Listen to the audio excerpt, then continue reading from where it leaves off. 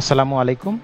এটা মূলত হচ্ছে আমাদের সফটওয়্যার, যে সফটওয়্যারের মাধ্যমে আপনি প্রতিদিনের আপনার কাস্টমারকে দেখা যাচ্ছে তাদের যে আপনার ডায়ালাইসিস বিজনেস যেগুলা দেখা যাচ্ছে যেখানে আপনি আপনার রোগীদের পরীক্ষা-নিরীক্ষা সহ আপনার ডাক্তারদের ফিস কালেকশন এবং হচ্ছে আপনার অন্যান্য অ্যাডিশনাল আপনার হচ্ছে মেডিকেল ইকুইপমেন্ট কিংবা মেডিসিন আপনার প্রতিনিয়ত আপনি বিক্রি করতেছেন এবং আপনার ওখানে ডক্টর চেম্বার সহ আছে আপনার কিছু চেকআপ আপনি ব্যবস্থা করতেছেন। তো সেইটার আসলে পজ বিল কালেকশন কিংবা হচ্ছে আপনার সফটওয়্যার মেইনটেন্যান্সটা কিভাবে করবেন সেটা আমাদের সফটওয়্যারের মাধ্যমে দেখাবো। তো এখানে আপনার হচ্ছে আপনি যে কোনো টাইম সফটওয়্যারে আপনি ঢুকে দেখতে পারবেন যে আপনার ডেট অনুযায়ী যে হচ্ছে আপনার কত টাকার ইনভয়েস হয়েছে এবং আপনার আনুষঙ্গিক খরচগুলা কত, এই ব্যাপারগুলা। তো এখন আমি দেখাবো এখানে কিভাবে খুব সহজে আপনি আপনার ইনভয়েসগুলা ক্রিয়েট করবেন। তো এখানে প্রথমে আমি একটা সেলস অপশন ক্রিয়েট করলাম। তো সেখানে আমি আমার যে পেশেন্ট কিংবা আমার ক্লায়েন্ট আমি তার নামটা লিখব। তো এখানে দেখা যাচ্ছে আমি নাম লিখতেছি, আমার পেশেন্টের নাম হচ্ছে মিস্টার মনির এবং আমি মনির সাহেবের নাম্বারটা এখানে দিয়ে দেব।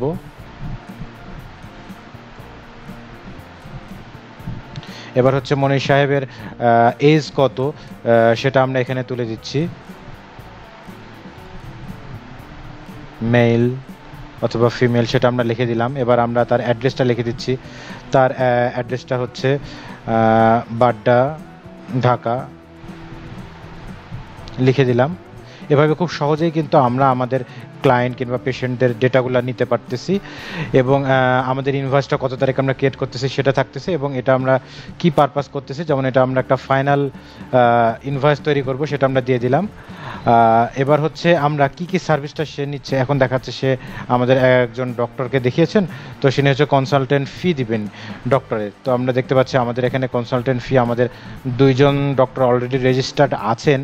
তো আমরা একজন ডক্টরের নাম লিখতেছি, তো এখানে চলে আসলো। তো আমরা এই ডক্টরের ফিস হচ্ছে 500 টাকা, আমরা সেটা এখানে লিখে দিলাম এবং হচ্ছে উনি যদি কোনো ডিসকাউন্ট পান সেই ডক্টরের কাছ থেকে আমরা কিন্তু সেটা এখানে লিখতে পারবো। সাপোজ এই ডক্টরের কাছে উনি সেকেন্ডবার এসেছেন, তো উনি হচ্ছে 100 টাকা ডিসকাউন্ট পাচ্ছেন, আমরা কিন্তু সেটা এখানে দিয়ে দিলাম।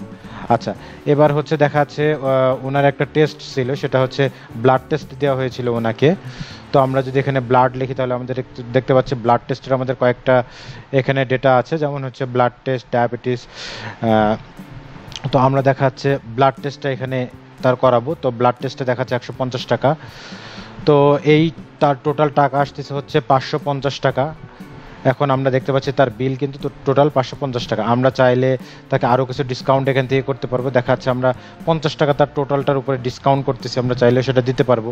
তো এখন কিন্তু তার টোটাল তাহলে তাকে পেয়েবল, অর্থাৎ তার পে করা লাগবে আর মাত্র 500 টাকা।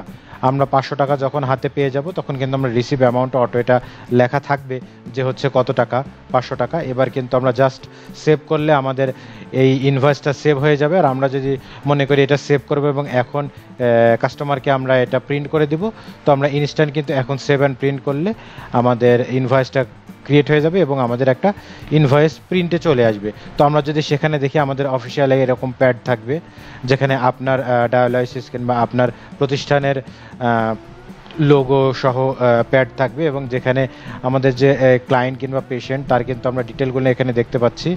এবং আমরা যদি ইনভয়েসটার নাম্বার দেখি কিংবা ডেট অ্যান্ড টাইম, কোন টাইমে তিনি নিচ্ছেন, ডিসক্রিপশন কী কী বিষয়গুলো তিনি নিয়েছেন, তিনি কনসালটেন্ট নিয়েছেন একজন ডক্টরের কাছ থেকে, তিনি ব্লাড টেস্ট করেছেন এবং ইউনিটের অ্যামাউন্টগুলো কত করে ধরা হয়েছে এবং ডিসকাউন্ট কোনটাই কত ছিল এবং টোটাল ডিসকাউন্টটা দেওয়ার পর আসলে তার পেয়েবল কত হলো এবং তিনি যে ক্যাশে পেমেন্ট করেছেন, এই সমস্ত কিছু কিন্তু আমরা সফটওয়্যারে খুব সুন্দর মতো পাচ্ছি এবং যেটা আমাদের ইনভয়েসে সব কিছু থাকতেছে।